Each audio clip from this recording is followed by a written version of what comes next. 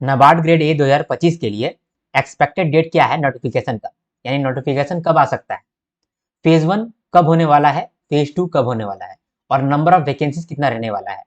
इस चीज का जानकारी आपको इस वीडियो में मिलेगा। कोई स्पेकुलेशन नहीं होने वाला है, कोई मन से मैं बात नहीं करने वाला हूँ, डेटा को एनालाइज करवाऊंगा। नाबार्ड की तरफ से जो डेटा मिला है लास्ट 10 ईयर्स का, उस डेटा को एनालाइज करके हम लोग ये चीज ढूंढ लेंगे कि डेट ऑफ नोटिफिकेशन क्या होने वाला है, नोटिफिकेशन कब आ सकता है। ठीक है, फेज 1 और फेज 2 का एग्जाम कब हो सकता है, आपके पास कितना समय बचा हुआ है, और नंबर ऑफ वैकेंसीज कितना रह सकता है। ये नाबार्ड ग्रेड 2025 के लिए बात कर रहा हूं मैं, ठीक है, ये 2025 के लिए बात कर रहा हूं। ओके, चलो बिना किसी देरी के स्टार्ट करते हैं।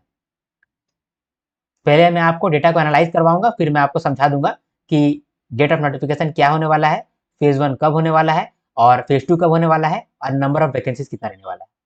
ठीक है, ये जो वीडियो मैं अभी आपको बना रहा हूँ ना, ये वीडियो मैं नहीं बना पाता क्योंकि मैं ऑलरेडी पीआईबी नोट्स करा रहा था। पीआईबी नोट्स मैं कराता हूँ और मंथली कराता हूँ मैं, वो नाबार्ड के लिए भी रेलेवेंट रहता है और आरबीआई ग्रेड बी के लिए भी रेलेवेंट रहता है। तो अगर आप वो वीडियोस नहीं देखते हैं तो आप जरूर जाकर देखिएगा। मैं पीआईबी को बहुत सिंपल करके पढ़ाता हूँ। पीआईबी को मैं नहीं पढ़ा पाया क्योंकि इस वीडियो का मैं एनालिसिस कर रहा था। इस वीडियो को बनाने के चक्कर में मैंने पीआईबी को डिले कर दिया है। तो इसीलिए मैं चाहता हूँ कि आप एक लाइक तो जरूर दो इस वीडियो के लिए, क्योंकि इस वीडियो में मेरा काफी मेहनत गया है। ये तो नाबार्ड ग्रेड ए का बात कर रहा हूँ। आरबीआई ग्रेड बी का भी मैंने इसी तरह का वीडियो ऑलरेडी अपलोड किया हुआ है। वो वीडियो अगर आपको देखना है तो डिस्क्रिप्शन में आपको लिंक मिल जाएगा, अदरवाइज आप मेरा चैनल में विजिट करके देख लेना। ठीक है, कि आरबीआई ग्रेड बी का एग्जामिनेशन कब होने वाला है, एक्सपेक्टेड डेट ऑफ नोटिफिकेशन कब है, और कितना वैकेंसीज आएगा आरबीआई ग्रेड बी में। देख लेना वो वीडियो। ठीक है, अभी हम लोग बात कर रहे हैं नाबार्ड ग्रेड 2025 के बारे में। देखो, नाबार्ड का एस्पिरेंट अभी वेट कर रहे हैं, बहुत दिनों से ही वेट कर रहे हैं कि कभी भी आ सकता है, कभी भी आ सकता है। अपना पढ़ाई भी धीरे धीरे रोक भी दे रहे हैं। तो रोको नहीं गाइज, मैं आपको अभी बताता हूँ, डेटा एनालाइज करवाता हूँ, आपको समझ में आएगा कि एग्जाम बहुत नजदीक है। तो अगर आप पढ़ाई कर रहे हो तो पढ़ाई करते रहो, करंट अफेयर्स पर फोकस करो। ठीक है, स्टैटिक पोर्शन को कंप्लीट करो।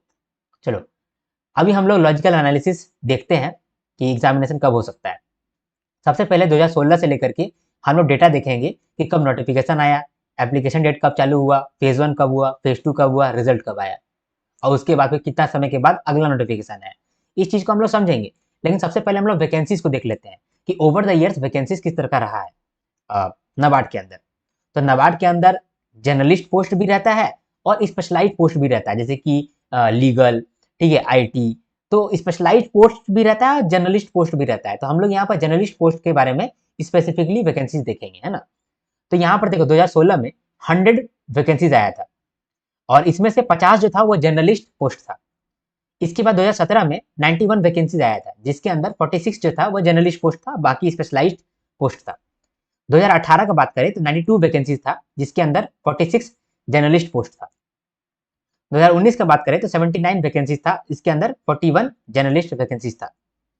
इसके बाद 2020 में देखा जाए तो 139 वैकेंसीज आया था, और जिसके अंदर 69 जर्नलिस्ट पोस्ट था। 2021 में देखा जाए तो 148 वैकेंसीज आया था, जिसमें कि जर्नलिस्ट पोस्ट जो है वो 41 से लेकर 44 था। 2022 में बात करें तो 161 वैकेंसीज था, और इसके अंदर 80 जर्नलिस्ट पोस्ट था।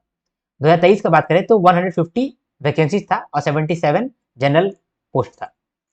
2024 का बात करें तो 102 वैकेंसीज था, स्लाइटली लोअर साइड में था वैकेंसी, लेकिन जर्नलिस्ट पोस्ट जो था वो 50 ही था, यानी कि जर्नलिस्ट पोस्ट का अमाउंट उतना नहीं घट रहा है। ठीक है, तो अब देखते हैं। ठीक है, अब तक हम लोगों ने क्या समझा, देखो 2016 से लेकर के 2019 तक 4 साल में जो भी हमारा वैकेंसीज निकला था वो अराउंड कितना था, 80 टू 100 का कैटेगरी में था। ठीक है, देखो यहाँ 79 वैकेंसी जब आया था 2019 में, थोड़ा सा डिप हुआ था, इसके बाद फिर वापस से बढ़ गया वैकेंसी। देखो यहाँ पर कितना वैकेंसी था, 79 वैकेंसी। ठीक है, और अचानक से फिर अगला साल बढ़ गया 139 वैकेंसी। ऐसा क्या हो गया, कोविड आया था, इसकी वजह से थोड़ा सा बढ़ गया। लेकिन इसके बाद लगातार बढ़ा है, 139 वैकेंसी, 148 वैकेंसी, 161 वैकेंसी, 150 वैकेंसी, यानी ऑन एन एवरेज 2020 के बाद नंबर ऑफ वैकेंसी जो है वो अराउंड 150 रहा है। तो कह सकते हैं कि 140 से लेकर के 160 के अराउंड आपका वैकेंसीज रहा है। ठीक है, वापस से 2024 में वैकेंसीज का थोड़ा सा डिप आया है, मानते हो। तो वैकेंसीज हो सकता है यहाँ से बढ़ भी जाए या फिर स्टेगनेंट रहे। तो अभी जो है आगे का वैकेंसी आपका या तो 100 के रेंज में रह सकता है या फिर 150 प्लस भी जा सकता है। तो ये बहुत अच्छी बात है, समझे। क्योंकि ये क्योंकि इसके पीछे का रीजन है कि ये बढ़ क्यों सकता है, इसके पीछे का रीजन है वो मैं थोड़ा सा देर बाद बताऊंगा, क्योंकि आगे की स्लाइड भी इसके लिए है डेडिकेटेड। ठीक है, तो इसका वैकेंसीज भी बढ़ सकता है। चलो, ये तो बात हो गया वैकेंसीज के बारे में, है ना। तो अब हम लोग थोड़ा सा डेट्स भी देख लेते हैं, सारा डेट्स, है ना। वही 10 साल का देखेंगे, 2016 से देखते हैं, है ना, कि डेट्स में क्या है। तो सारा डेट्स मैंने यहाँ पर दिया हुआ है, जैसे कि नोटिफिकेशन 23 मार्च को आया, एप्लीकेशन डेट 23 मार्च से लेकर के 13 जुलाई तक था। फेज 1 8 मई को हुआ और फेज 2 5 जून को हुआ। ठीक है, और रिजल्ट आया, फाइनल रिजल्ट 30 सितंबर को। फिर यहाँ जो रिजल्ट आया ना, फिर 8 मंथ का समय लिया। फिर 2017 में नोटिफिकेशन आया 19 जून को। 8 मंथ के बाद रिजल्ट आया, उसके बाद 8 मंथ हुआ, उसके बाद फिर अगला नोटिफिकेशन आया। फिर एप्लीकेशन डेट 19 जून से लेकर के 10 जुलाई। फेज 1 हुआ 5 अगस्त को, फेज 2 हुआ 19 अगस्त को, 29 अगस्त को, और रिजल्ट आया 14 सितंबर को। फिर 6 महीना का गैप हुआ, उसके बाद फिर नोटिफिकेशन आया 13 मार्च को, अगले साल। फिर 13 मार्च को नोटिफिकेशन आया, एप्लीकेशन डेट भी यहाँ मैंने दिया हुआ है। फिर फेज 1 हुआ 19 मई को, फेज 2 हुआ 17 जून को, और रिजल्ट आया 12 सितंबर को। तो यहाँ पर रिजल्ट आ गया। फिर 8 मंथ का गैप हुआ, फिर अगला नोटिफिकेशन आया 9 मई को 2019 में। फिर यहाँ पर 10 मई से लेकर के 26 मई तक एप्लीकेशन डेट था। इसके बाद फिर 16 जून को फेज 1 हुआ, 27 जुलाई को फेज 2 हुआ, और रिजल्ट आया 26 सितंबर में। ठीक है, इसके बाद फिर 4 मंथ का गैप के बाद अगले साल नोटिफिकेशन आया 15 जून को, 15 जनवरी को। फिर 15 जनवरी से लेकर के 3 फरवरी तक एप्लीकेशन डेट रहा। फेज 1 हुआ 25 फरवरी को, और फिर फेज 2 जो है वो पोस्टपोन हो गया था कोविड की वजह से, तो पोस्टपोन हो गया 24 सितंबर 2020 में जाकर के फेज 2 हुआ। ठीक है, यानी कि आप एक चीज गौर करो कि ये जो पोस्टपोन हुआ है कोविड के बाद, ठीक है, लेकिन कोविड से पहले भी तो वैकेंसी बढ़ गया था, 139 वैकेंसी हो गया था। आप गौर करके देखो, जब भी डिप आता है ना कहीं पर भी, तो उसके बाद वैकेंसी या तो बढ़ जाएगा या तो वैकेंसी स्टैग्नेंट रहेगा। स्टैग्नेंट रहने के चांसेस कम रहता है, वैकेंसीज बढ़ने के चांसेस बहुत ज्यादा रहता है। Same goes with NABARD and same goes with RBI. ठीक है, इस चीज को आप इग्नोर नहीं कर सकते हो। ठीक है, अब रिजल्ट देखो, 9 फरवरी 2021 को फिर रिजल्ट आया, फिर 5 मंथ का गैप हुआ, और फिर नोटिफिकेशन आया 16 जुलाई को 2021 में। ठीक है, फिर 17 जुलाई से लेकर के 7 अगस्त तक एप्लीकेशन डेट था। 18 सितंबर को फेज 1 हुआ, फेज 2 हुआ 17 नवंबर में। अब रिजल्ट आया 21 अप्रैल 2022 में। फिर 3 मंथ का गैप के बाद फिर नोटिफिकेशन आया 12 जुलाई को।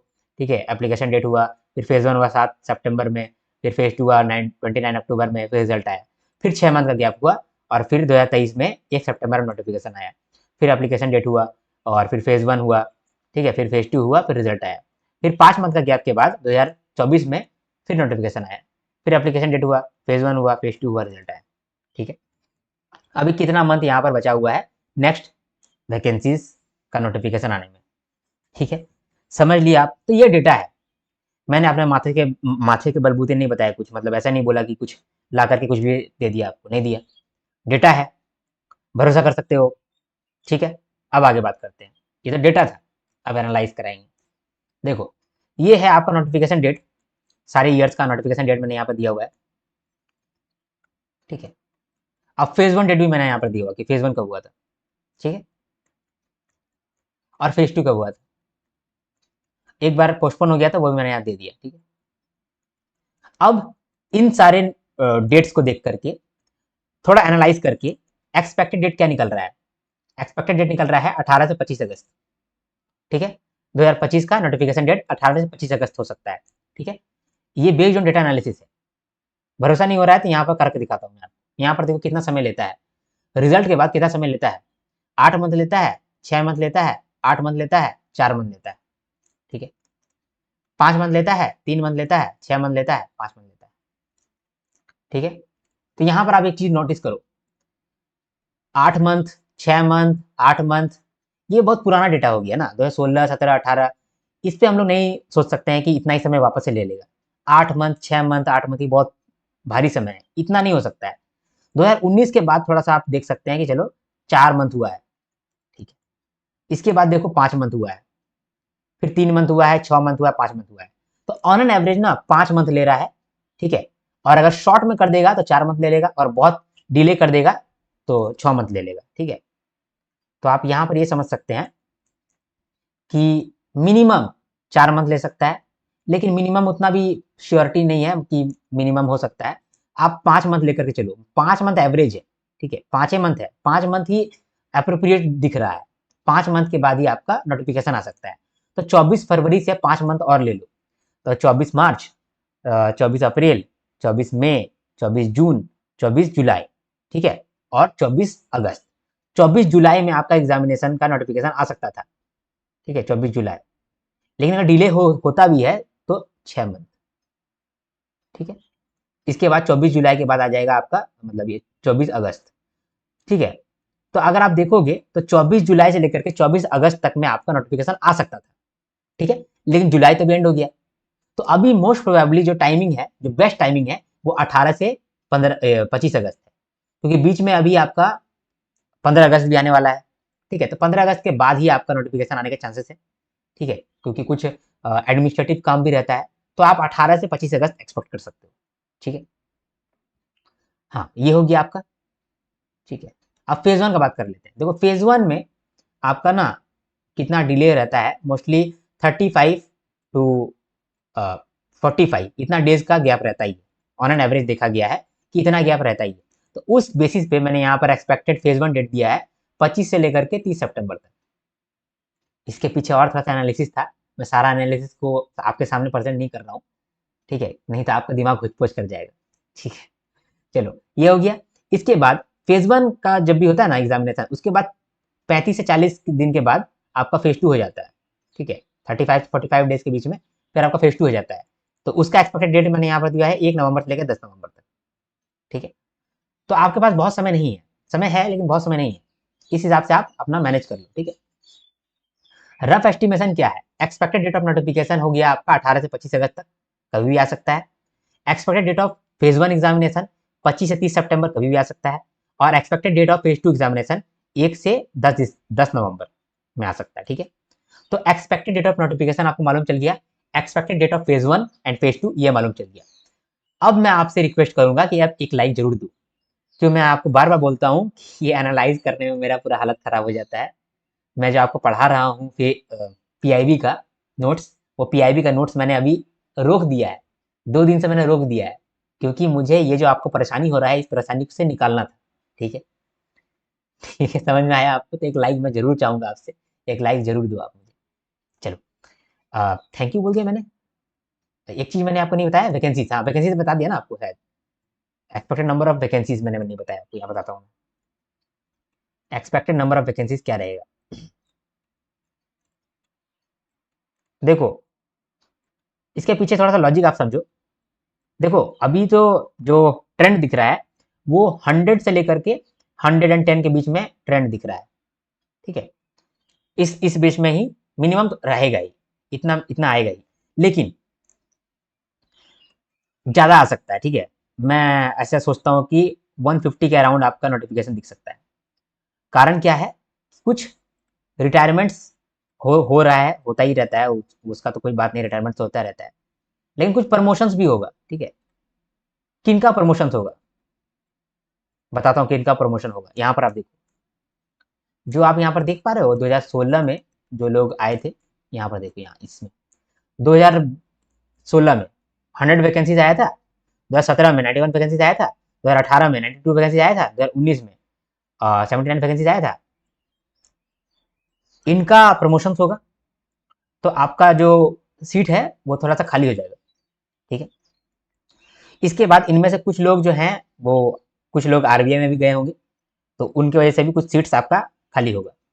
प्लस, ठीक है, प्लस प्रमोशन हो रहा है उसके बाद और एक प्लस करते हैं, क्योंकि एक दो बातों पे डिपेंड नहीं करता है।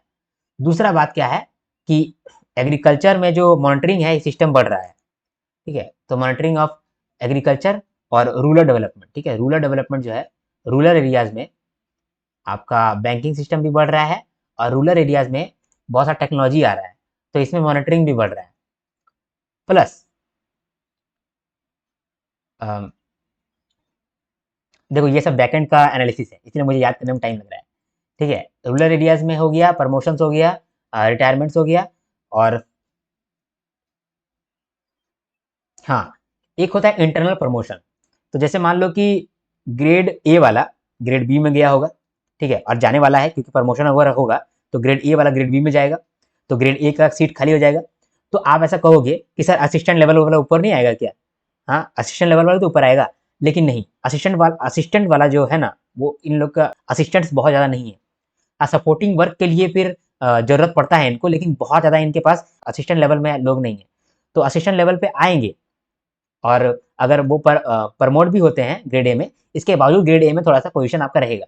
इसीलिए मैं बोल रहा हूँ कि बहुत सारा चीज़ों पर डिपेंड करता है, और एक्सपेक्टेड नंबर ऑफ वैकेंसीज भी ज़्यादा रहेगा, ठीक है, ऐसा मैं समझता हूँ, क्योंकि इंटरनल प्रमोशंस भी रहेंगे, कुछ लोग सीनियरिटी के बेसिस पे ऊपर भी जाने वाले हैं, तो फिर भी सीट खाली रहेगा, एक्सपेंशन के लिए भी सीट्स थोड़ा सा भर रहा है, ठीक है। तो इसीलिए आप एक्सपेक्ट कर सकते हो कि 150 प्लस भी जा सकता है, और 100 से 110 के बीच में भी रह सकता है, ठीक है, ठीक है। देखो, मैं नाबार्ड के लिए कोई स्पेशल कोर्स नहीं बेच रहा हूँ, ठीक है, और बेस्ड ऑन द डेटा है, तो आप समझ पा रहे होंगे कि मैं क्या बोल रहा हूँ। डन। हालांकि मैं पीआईबी वगैरह कराता हूँ, अगर आपको करना है तो आप जरूर करिएगा, एक बार जरूर देखिएगा, आपको मजा आ जाएगा, ठीक है। तो यहाँ पर मैंने आपको रफ एस्टिमेशन दे दिया, ठीक है। अब हम लोग आपसे यही रिक्वेस्ट करेंगे कि एक लाइक तो जरूर दे दो यार, और कमेंट करो, अगर अच्छा अच्छा कमेंट करोगे तो मुझे अच्छा लगता है। और फिर मिलेंगे नेक्स्ट वीडियो में, तब तक के लिए हर हर महादेव, शंभू शंकर, जय हिंद, जय भारत।